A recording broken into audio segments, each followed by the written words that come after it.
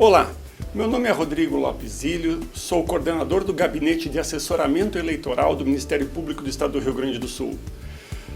Vamos gravar alguns vídeos institucionais a respeito do processo eleitoral relativo às eleições municipais de 2016.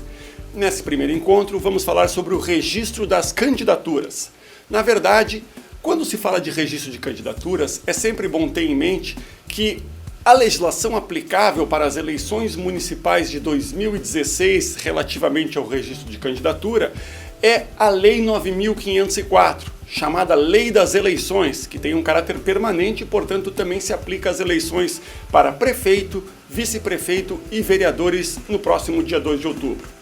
Além da legislação federal, o Tribunal Superior Eleitoral editou uma resolução, que é a resolução número 23.455 de 2015, que dispõe exatamente sobre a escolha e o registro dos candidatos nas eleições de 2016. É sempre bom pontuar que, para se falar em eleições, necessariamente há sempre um caminho a ser percorrido no processo eleitoral. Esse caminho começa necessariamente com as convenções partidárias, onde os partidos escolhem seus candidatos para o pleito. Após as convenções, os partidos fazem o pedido do registro das candidaturas perante a Justiça Eleitoral. Inicia-se após os atos de propaganda eleitoral, que são os meios de convencimento do eleitor com o fim de obter o voto daquele cidadão, e ao final é realizado o processo eletivo. A convenção partidária. Esse é o primeiro ato solene que nós temos que conversar quando se fala em registro de candidaturas. As convenções partidárias estão previstas no artigo 7º e 8º da Lei 9.504. O artigo 8º da Lei 9.504 estabelece um prazo para que os partidos realizem as suas convenções partidárias. Qual é o objetivo das convenções partidárias?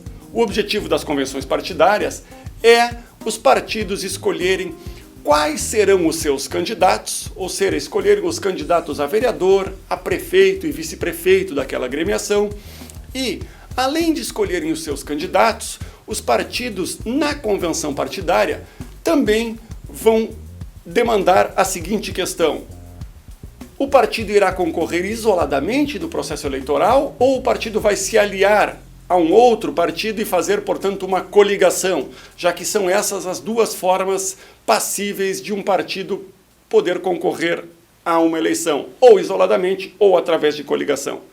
Portanto, o objeto das convenções partidárias ele é necessariamente dúplice. De um lado se escolhe os candidatos e de outro se escolhe se o partido vai concorrer isoladamente ou através de coligação.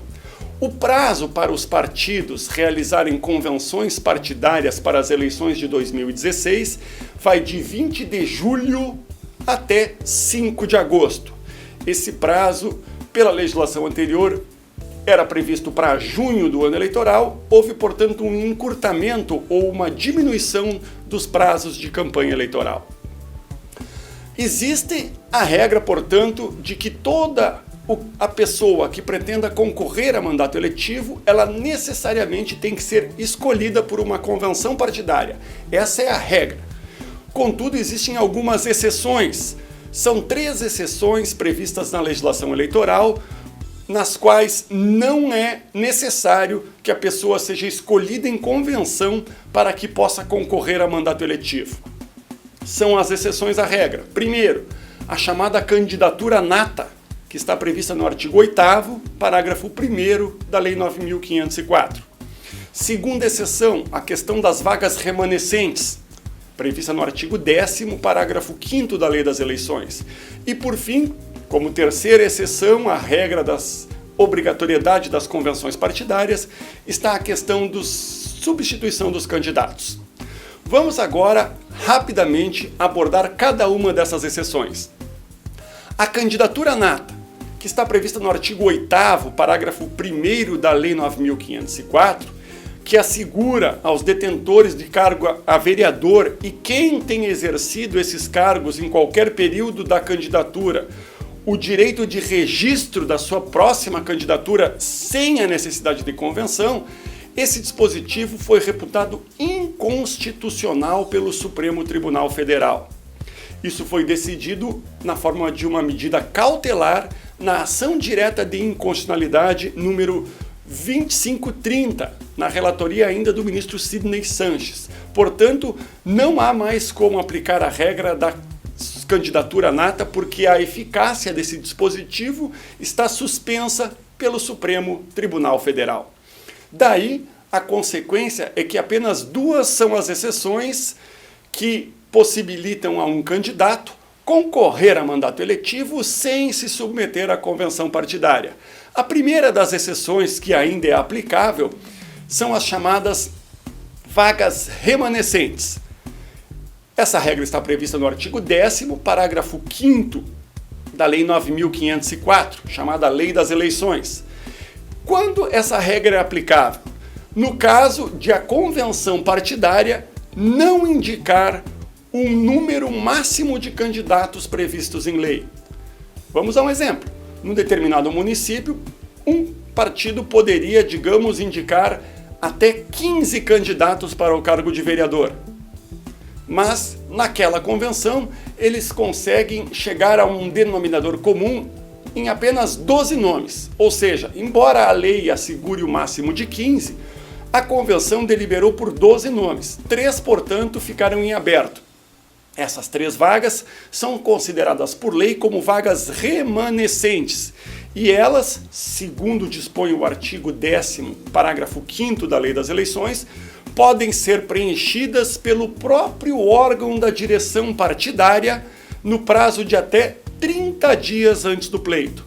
Portanto, essas vagas remanescentes são indicação não mais da convenção, mas sim do órgão de direção partidária, que tem o prazo de 30 dias antes do pleito para fazer essa indicação das vagas remanescentes, que evidentemente não é uma obrigação, e sim uma faculdade do partido. Além da questão das vagas remanescentes, os candidatos chamados substitutos também configuram uma exceção à obrigatoriedade da escolha em convenção partidária. A substituição é prevista no artigo 13 da Lei 9.504. Lá, prevê que é facultado ao partido a substituição de candidatos em caso de inelegibilidade, em caso de renúncia, sempre lembrando que a renúncia no direito eleitoral tem que ser lavrada por um documento com firma reconhecida ou, alternativamente, com 2 testemunhas assinando, sendo devidamente homologado pelo juiz. E além da inelegibilidade e da renúncia, também no caso de falecimento, podemos lembrar aqui do candidato Eduardo Campos nas eleições de 2014, que foi um caso que ocorreu a substituição pela candidata Marina da Silva, também no caso de indeferimento do registro da candidatura ou de cancelamento da filiação partidária. Os prazos de substituição estão previstos, portanto, no artigo 13 da Lei 9.504. Em relação à substituição, 2 observações importantes. O pedido de substituição, ele deve ser requerido no prazo de até 10 dias contados do fato, por exemplo, do falecimento ou da renúncia, ou de 10 dias contados da notificação da decisão judicial que deu origem à substituição. Caso, por exemplo, do indeferimento do registro da candidatura. Além desse prazo de 10 dias contados do fato ou da notificação judicial, a lei hoje estabelece um segundo prazo, que é o limite final para se indicar os substitutos ao processo eleitoral. O que dispõe a lei hoje? No artigo 13, parágrafo 3º da Lei das Eleições, diz que seja para eleições proporcionais, no caso, vereador, seja para eleições majoritárias, prefeito ou vice-prefeito, a substituição somente será efetivada se o pedido for apresentado em até 20 dias antes da eleição. Como exceção à regra, pode-se pontuar no caso de um falecimento. Nesse caso, evidentemente, ainda se poderia fazer a menos de 20 dias. O fato é que a substituição, a indicação do candidato substituto é objeto do órgão de direção partidária, ou seja, não é necessária a convocação de uma convenção partidária para tanto.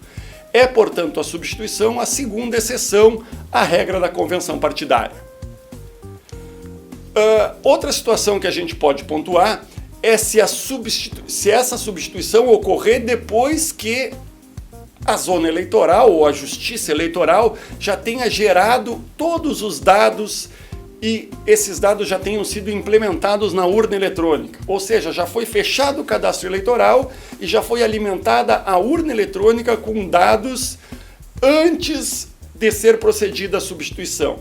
Nesse caso, quando a substituição ocorrer após a elaboração da lista de candidatos e após a preparação efetiva das urnas eletrônicas, o substituto vai concorrer com o nome, com o número e com até mesmo a fotografia do candidato substituído.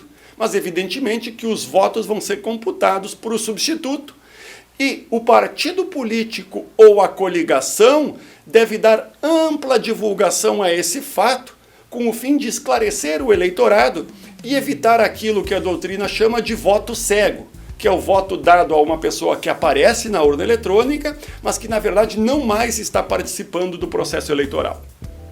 Escoado o prazo das convenções partidárias, ou seja, após o partido se reunir, escolher seus candidatos e deliberar se vai concorrer isoladamente ou em coligação, o passo subsequente no processo eleitoral é o registro das candidaturas, que é quando o partido ou a coligação encaminha formalmente o registro dos seus candidatos para a Justiça Eleitoral. O registro das candidaturas tem alguns fundamentos legais que são interessantes de ter conhecimento.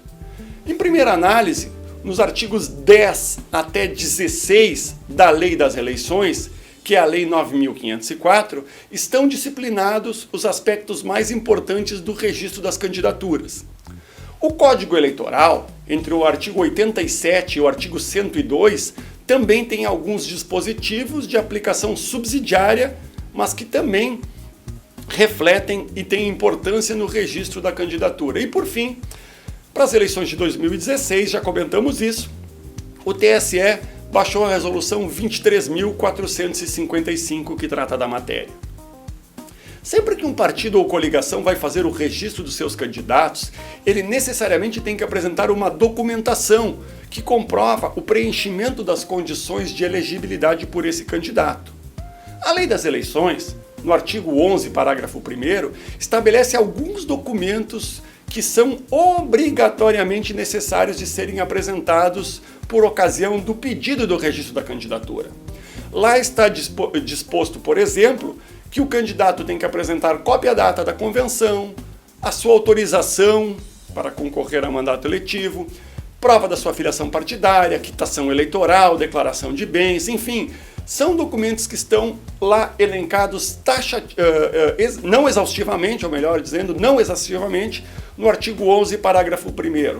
Por que não exaustivamente? Porque na resolução, no caso resolução 23.455, o TSE pode exigir alguns outros documentos. E, por exemplo, ele o faz quando ele pede a prova de uma desincompatibilização.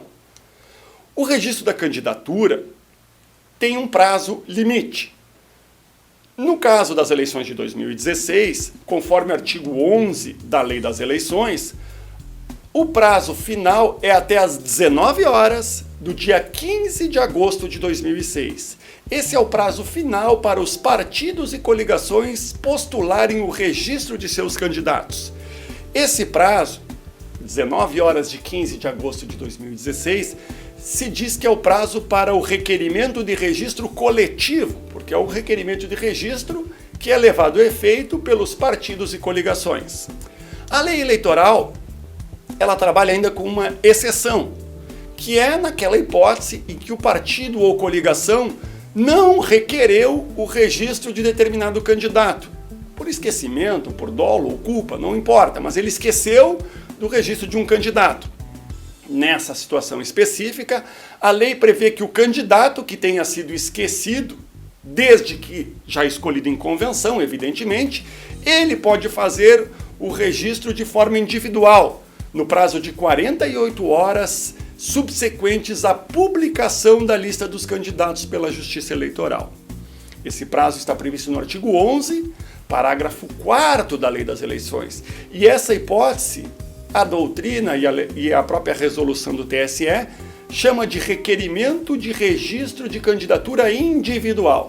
Então observe que nós temos aqui um prazo para o registro coletivo, que é a grande regra, até às 19 horas de 15 de agosto, e para situações de omissão ou esquecimento do partido, pode haver o registro individual, cujo prazo é de 48 horas subsequente à publicação da lista de candidatos pela Justiça Eleitoral.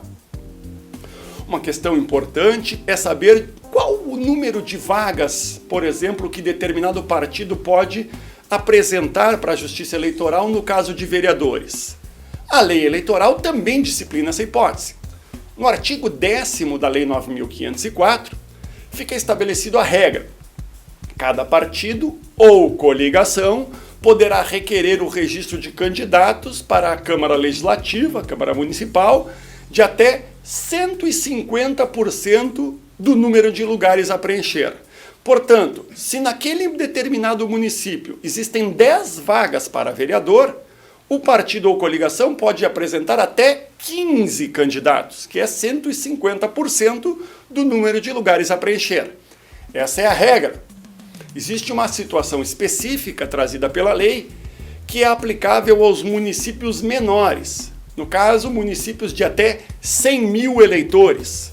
Nessa hipótese, a lei diz que a coligação, e não o partido, a coligação poderá, nos casos de municípios de até 100 mil eleitores, registrar até o dobro do número de candidatos em relação às vagas a preencher.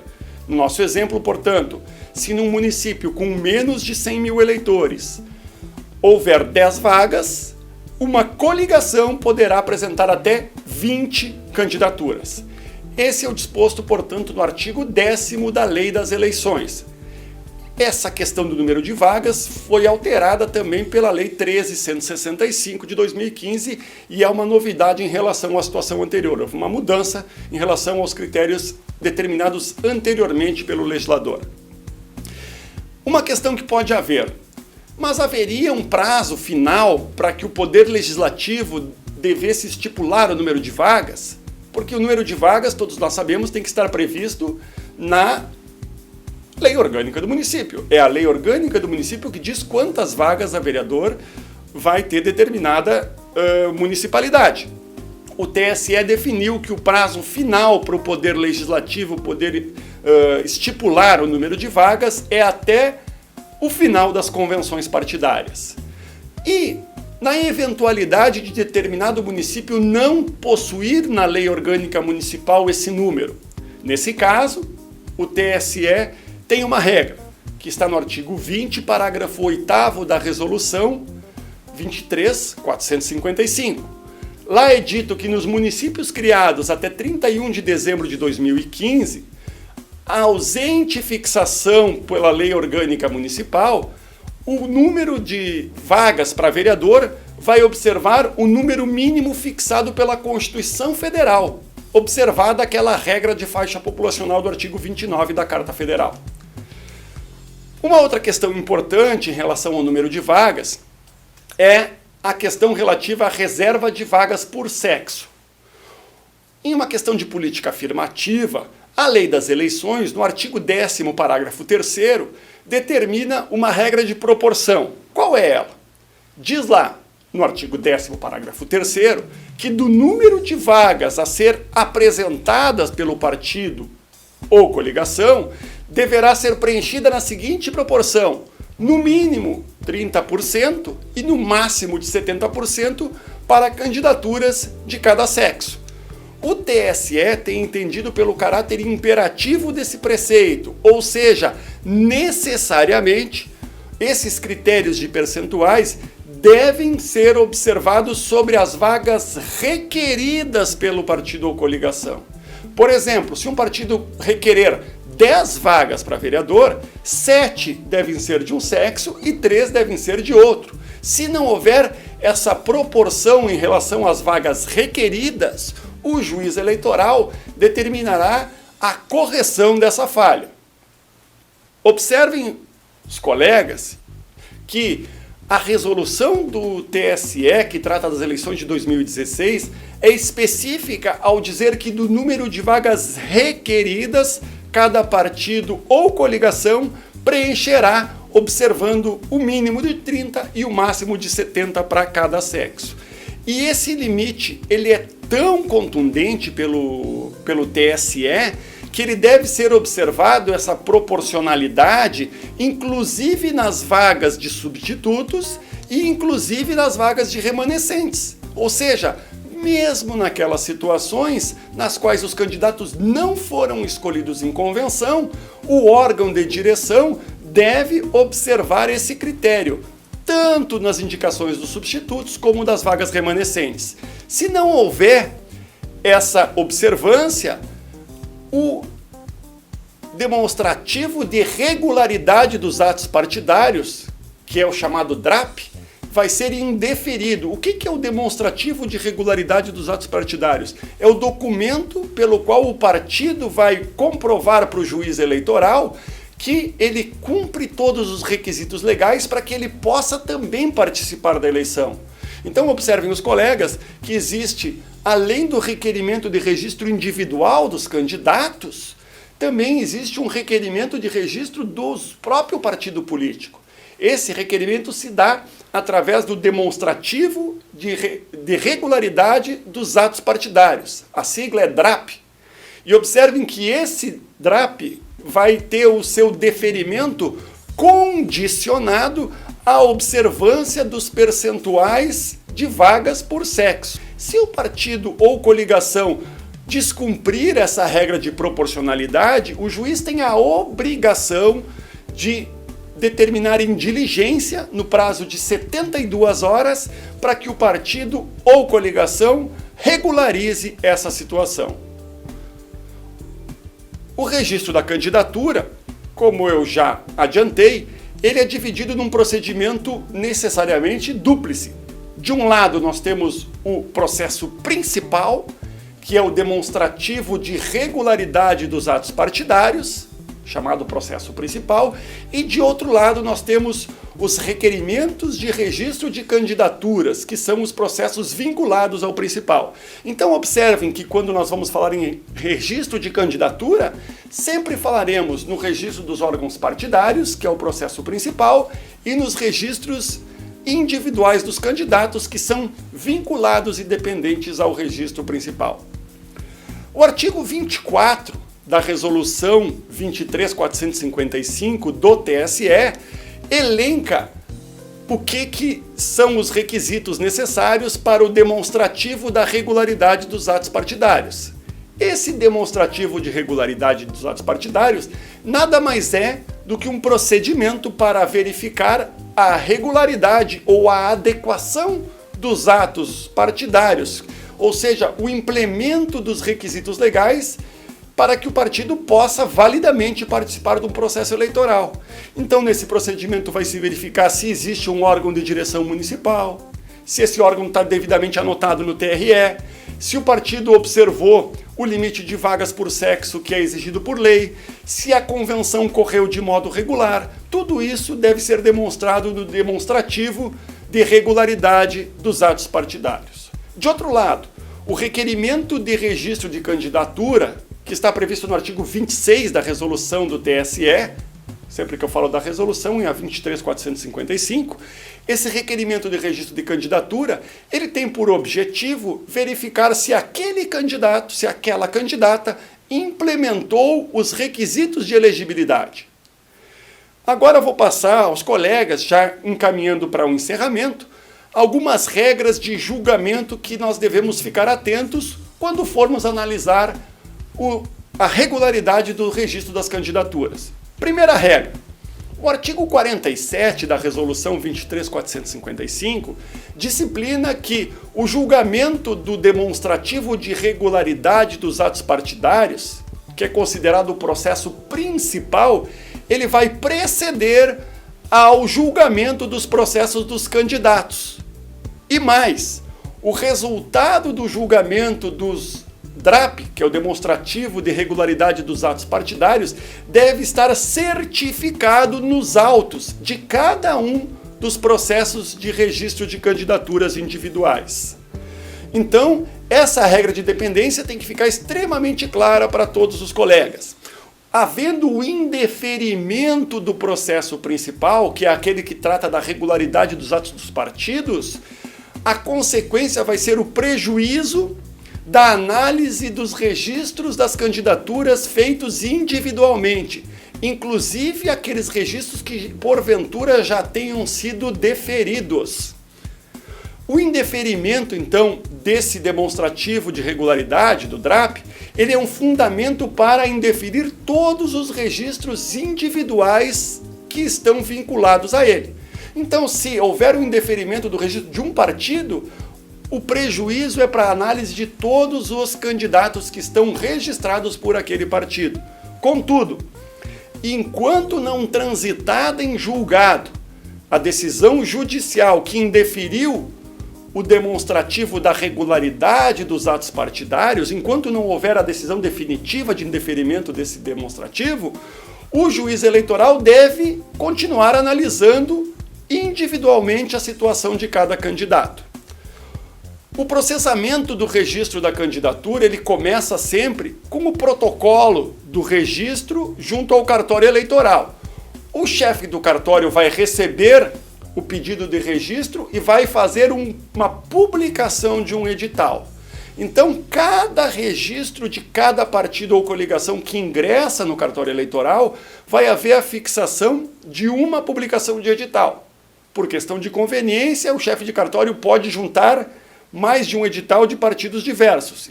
E isso fica a critério da autoridade, que é o chefe do cartório.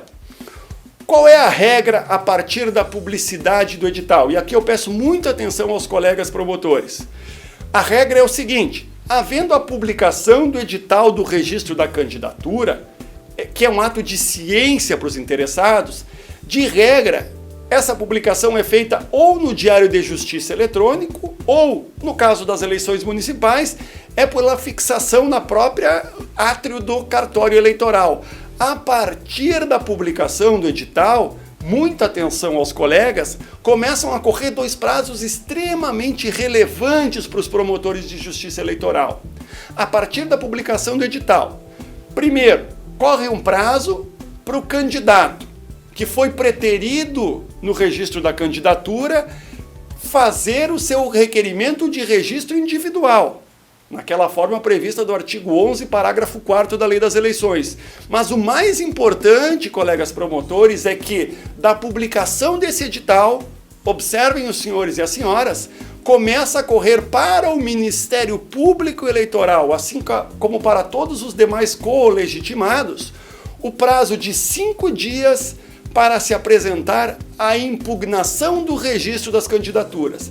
Esse prazo de impugnação, colegas, ele corre da publicação do edital.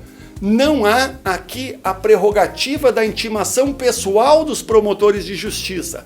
Vocês não terão a intimação pessoal. Terão que estar atentos e verificar quando vai haver essa publicação no átrio do cartório eleitoral, porque é a partir dessa publicação que corre o prazo de 5 dias para impugnar o registro das candidaturas. Não havendo a impugnação no prazo de 5 dias, ocorre a preclusão para arguir a matéria. Só não há preclusão em matéria de inelegibilidade que seja superveniente ao registro, ou seja, que surja após o dia 16 de agosto, e na matéria de cunho constitucional. Essas duas situações, de inelegibilidade superveniente ao registro e de cunho constitucional, como elas não precluem, elas vão ser arguidas noutro momento, através do recurso contra a expedição do diploma, mas isso lá em dezembro do ano da eleição, depois da diplomação, portanto. Então esse prazo da publicação do edital é extremamente relevante. Decorrido o prazo de 48 horas para aqueles candidatos que fizeram os registros individuais, aquele requerimento de registro individual, vai se abrir um novo edital e desse novo edital vai se abrir um novo prazo de impugnação exclusivamente para aqueles candidatos que fizeram o seu registro individual. Então observem que pode haver a publicação de 2 editais para se impugnar registro, desde que haja no seu município a situação de candidatos que tenham sido esquecidos pelo partido e que procedam ao seu registro individual. Os registros de candidatura eles são julgados pelo juiz eleitoral de um modo único. Mas observem a importância dessa situação, colegas. Quando um juiz vai julgar um processo de registro de candidatura, ele, num único processo, ele julga o registro do candidato, eventual impugnação que tenha sido apresentada ao registro, alguma notícia de inelegibilidade trazida por eleitor e as questões relativas à homonímia, que são as coincidências dos nomes. Então observem que todas essas situações, registro de candidatura, impugnação ao registro, notícia de inelegibilidade, questão de homonímia, são processadas nos próprios autos dos processos individuais e julgadas em uma única decisão. Então essa decisão do juiz vai abranger até 4 aspectos diferentes. Essa observação é importante. E no caso de prefeito e vice-prefeito, o juiz vai julgar o registro da chapa conjuntamente. Mas, embora analise o registro da chapa conjuntamente, o juiz vai ter que analisar individualmente a situação do prefeito e do candidato a vice-prefeito. Vai ter que verificar se cada qual cumpriu as condições de elegibilidade e se cada qual não incide em inelegibilidade. Então deve haver um exame individual de cada um e o registro da chapa majoritária, que engloba prefeito e vice-prefeito, só é deferido quando ambos os candidatos, tanto o candidato a prefeito como o vice, forem considerados aptos pelo juiz eleitoral, não podendo haver um registro deferido sob condição. Nesse caso, se o juiz, por exemplo, acolhendo uma manifestação do Ministério Público Eleitoral, resolver indeferir o registro da chapa do prefeito e do vice-prefeito, que é uma chapa una, indivisível, o juiz deve especificar qual dos candidatos não preenche as exigências legais, se foi o prefeito, se foi o vice, tem que dizer exatamente qual é o óbice existente. Ele não tem filiação partidária, ele não tem idade mínima, ele tem uma condenação criminal em seu desfavor, ele tem que apontar esse óbice. Para que ele tem que apontar esse óbice? Para possibilitar que esse candidato ou apresente o recurso e concorra por conta e risco, ou indique um substituto. Então essas regras são extremamente importantes. Sempre que eu abordei aqui a situação que o juiz eleitoral tem que analisar, é evidentemente que essa análise do juiz ela vai ser precedida por uma manifestação do Ministério Público Eleitoral, que, ainda que não apresente uma impugnação ao registro de candidatura, vai poder se manifestar nos processos de requerimento individual. Agora, existem situações, colegas, em que a impugnação ao registro de candidatura é a única maneira possível de trazer alguma matéria nova que não consta nos autos. Por exemplo, alguma situação referente a uma demissão do serviço público, a uma renúncia de mandato eletivo, é um fato que está fora do mundo do processo do registro da candidatura e necessariamente tem que ser trazida aos autos pelo promotor no prazo legal para evitar a preclusão.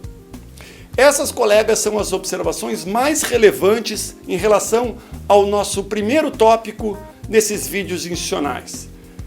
Aqui nós abordamos a matéria de convenção partidária e do registro da candidatura, apontando aqueles procedimentos que são considerados mais relevantes para uma atuação extremamente adequada e elogiável de todos vocês nas suas zonas eleitorais.